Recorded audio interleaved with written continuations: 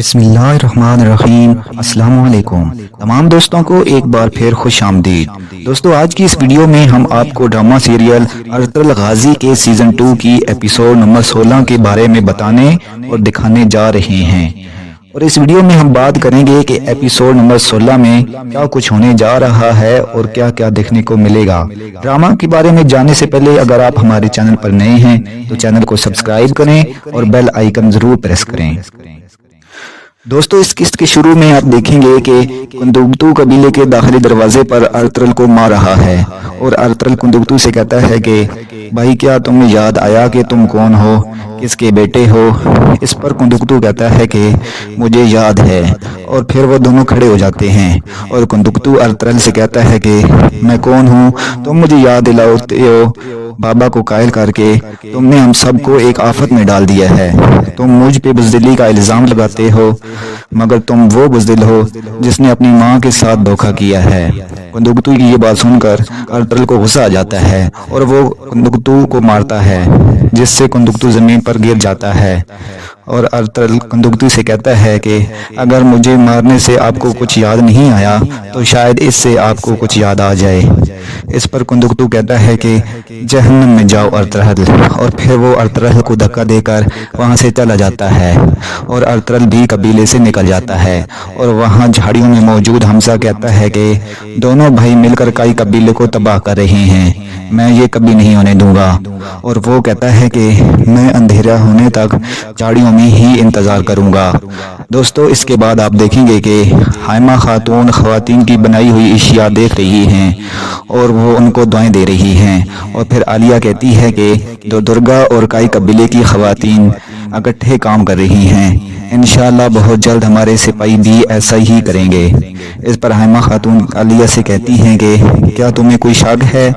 ये सुनकर आलिया खातून कहती है कि अगर आपको मेरे शोहर सरदार खुशनूर मिलकर हुकूमत चलाएं तो फिर सब ठीक हो जाएगा, मगर अर्तुगरुल की जिद पर मुझे बहुत तफशीश है। आलिया की ये बात सुनकर हाइमा खातून कहती हैं कि मेरा बेटा झिरगी के फैसले पर अमल करेगा। दोस्तों, इसी दौरान वहाँ एक सिपाही आता है और हाइमा खातून से कहता है कि अर्तुगरुल और कुंदुकतू कबीले के दाखिली दरवाजे पर लड़ रहे हैं। ये सुनकर आलिया खातून हाइमा खातून से कहती हैं कि यही मैं कह रही थी कि संभाले अपने बेटे को।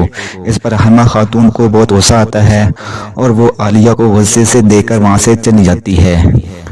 दोस्तों, इसी दौरान को जब सरदार खुशनूर के खेमे में जाता है और उनसे कहता है कि अर्तुगरुल कबीले के दाखिली दरवाजे पर कुंदुकतू का इंतज़ार कर रहा था। जैसे ही हम दाखिल हुए अर्तुगरुल ने उन पर हमला कर दिया और हम उन्हें लड़ाई से रोक ना सके। ये सुनकर सरदार खुशनूर परेशान हो जाते हैं और तैमूर उनसे कहता है कि क्या ये है आपका लाडला भांजा अर्तुगरुल।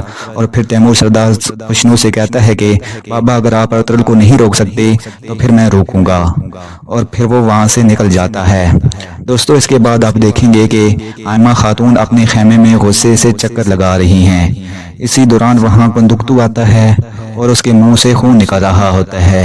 ये देखकर सिलजान खातून की तरफ बढ़ती है, मगर कुंदुकतू से कहता है कि पीछे ही रुक जाओ सिलजान।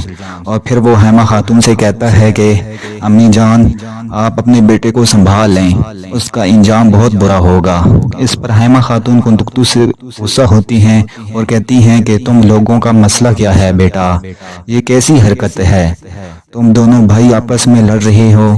क्या तुम्हारे बाबा ने तुम लोगों को यही सबक सिखाया है? क्या तुम्हारे बाबा ने तुम लोगों को इसलिए बड़ा किया?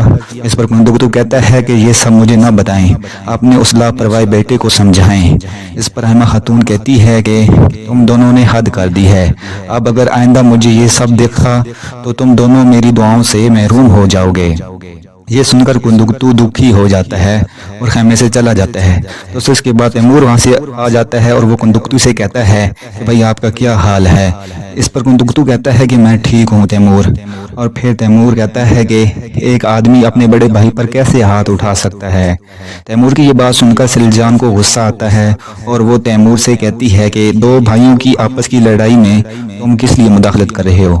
اس پر کندکتو کہتا ہے کہ خاموش ہو جاؤ سلجان۔ کندکتو یہ بات سن کر سلجان سے کہتی ہے کہ آپ تیمور کی بجائے مجھے کیوں خاموش کرا رہے ہیں؟ اس پر کندکتو سلجان کی طرف دیکھتا ہے اور غصے سے کہتا ہے کہ خاموش خاتون۔ اس کے بعد تیمور کہتا ہے کہ ارطغرل کو اپنی حد میں رہنا ہوگا، نہیں تو میں خود اس کو اس کی اپنی حد یاد کراؤں گا۔ تیمور کی یہ بات سن کر حائمہ خاتون کو بہت غصہ آتا ہے اور پھر تیمور وہاں سے نکل جاتا ہے اور روشنی خاتون اس کے پیچھے جاتی ہے اور اس سے کہتی ہے کہ ارطغرل بہت ضدی ہے، اس کو اس کی حد میں رکھنے کے لیے آپ جو اقدام اٹھائیں گے میں آپ کے ساتھ ہوں گی۔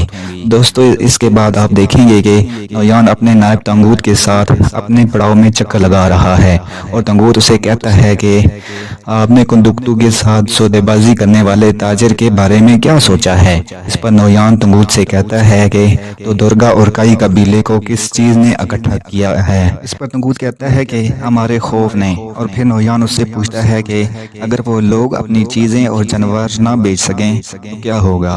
اس پر تنگوت کہتا ہے کہ پھر وہ ایک دوسرے کو کھائیں گے۔ اس پر نویان اس سے کہتا ہے کہ وہ تاجر مرنا پڑے گا اور اس کی جگہ میرا افسرسیاب جائے گا، میں ان دونوں قبیلوں کا مال چھین لوں گا۔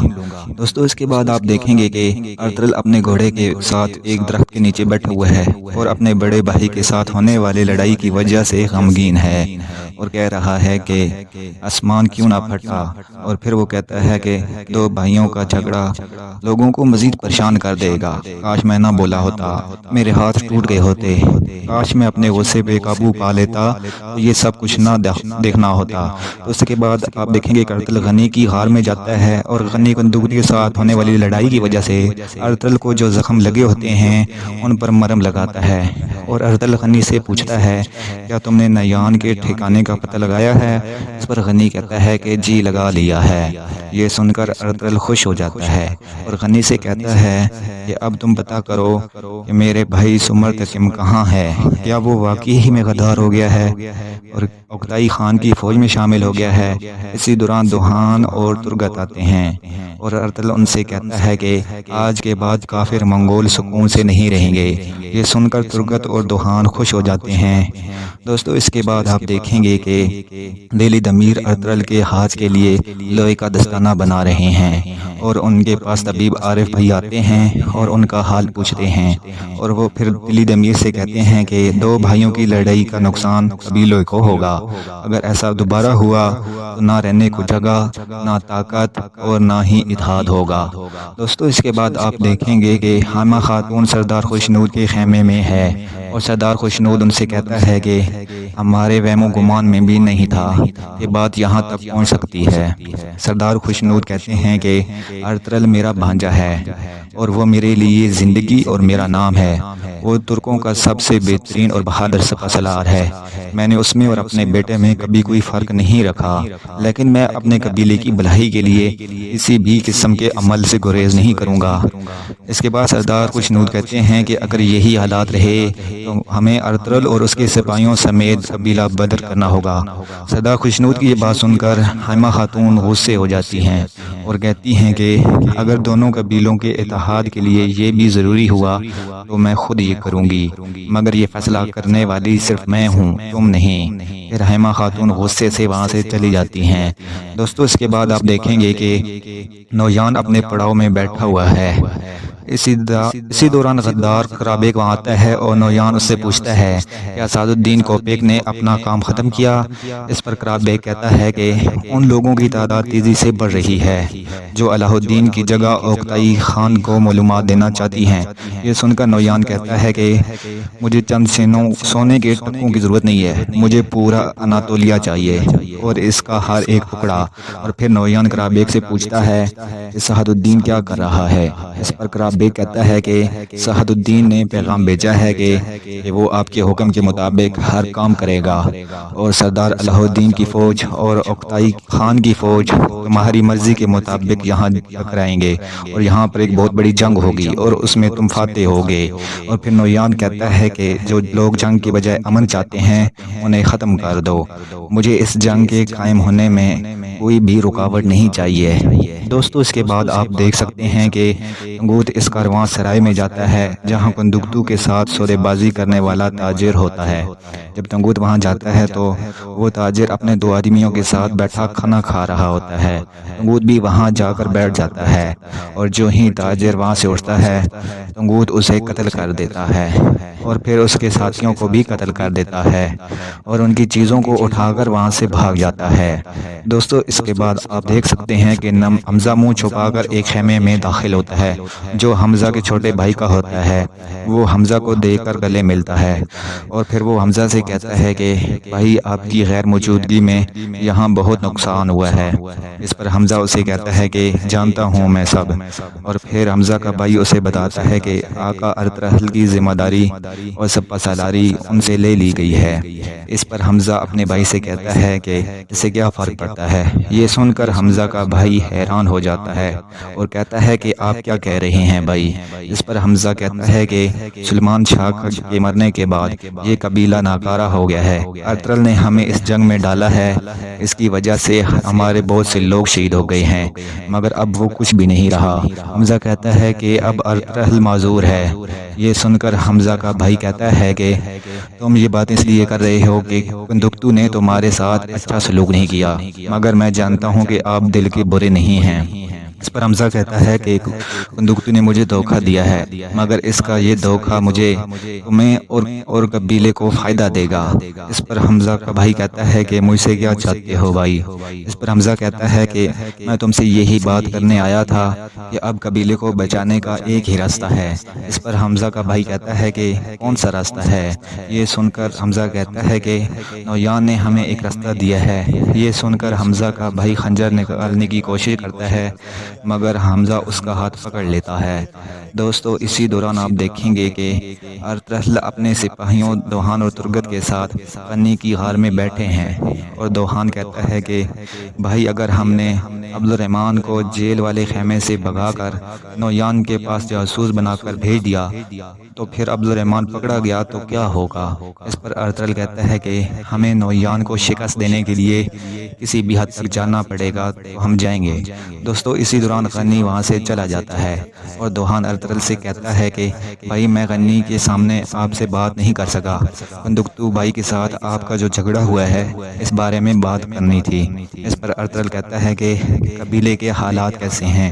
اس پر ترگت کہتا ہے کہ بھائی ہر کسی کو آپ کے اور کندکتو کے بھائی کے جھگڑے کے بارے میں پتہ ہے، سارے لوگ پریشان ہیں۔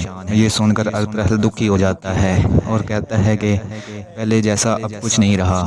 اور پھر ترگت کہتا ہے کہ تیمور اپنے دشمنوں کو نہیں پہچان رہا، وہ ہمیں سب کے سامنے دھمکیاں دیتا ہے۔ اس پر ارطغرل کہتا ہے کہ ہمیں پہلے منگولوں کو روکنا ہوگا، مگر میرے صبر کی بھی ایک حد ہے۔ اس پر دوحان ارطغرل سے کہتا ہے کہ اب ہم کیا کریں گے بھائی۔ جس پر ارطغرل کہتا ہے کہ کل ہم قبیلے جائیں گے اور عبدالرحمن کو وہاں سے آزاد کریں گے اور بھگا دیں گے اور پھر ہم بھی قبیلے سے نکل آئیں گے۔ تو دوستو بس آج تک کے لیے اتنا ہی۔ مزید ہماری ویڈیو دیکھنے کے لیے ہمارے چینل کو سبسکرائب کریں اور بیل آئیکن ضرور پریس کریں۔ اگلی قسط کے لیے اللہ حافظ۔